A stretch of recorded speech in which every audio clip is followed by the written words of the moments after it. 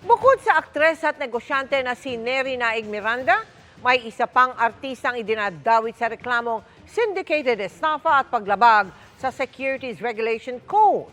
Kaugnay yan sa pag-iinvest sa isang kumpanya na hindi otorisado sa ganitong transaksyon.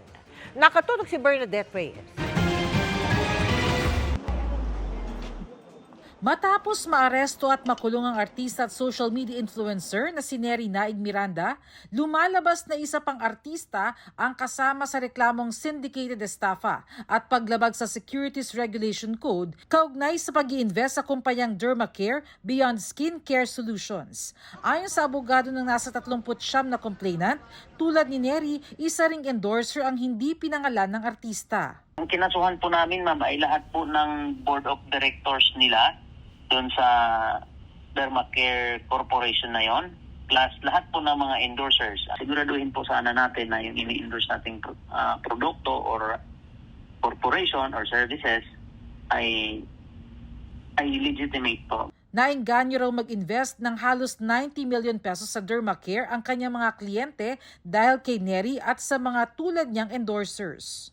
Basta kasama po siya sa mga kinasuhan namin as endorser. Gawa po siya sa mga dahilan, sabi ng aking mga kliyente, kung bakit po sila ay lalong nagtiwala sa corporation na yon dahil alam po nilang matino naman po yung mga artistang endorser. October 2020 nang maging franchisee at endorser ng Dermacare si Neri. Pero noong September 1, 2023, sinabi ni Miranda na wala na siyang kinalaman sa Dermacare. Sabi ng abogado ng mga nagreklamo, 2023 nang magsimulang tumalbog ang mga tseke sa kanila ng Dermacare nang maglabas ng abiso ang Securities and Exchange Commission laban sa kumpanya.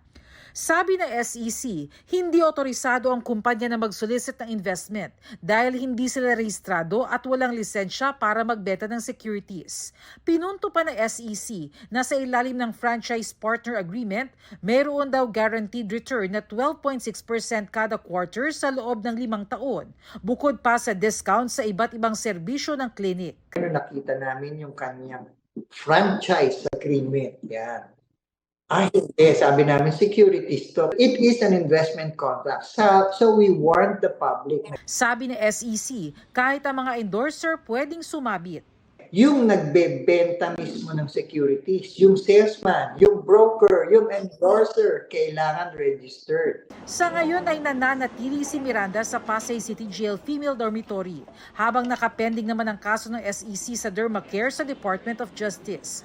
Sinubukan ng GMA Integrated News na makuha ang panig ng Dermacare at ni Miranda. Para sa GMA Integrated News, Bernadette Reyes, nakatutok 24 oras.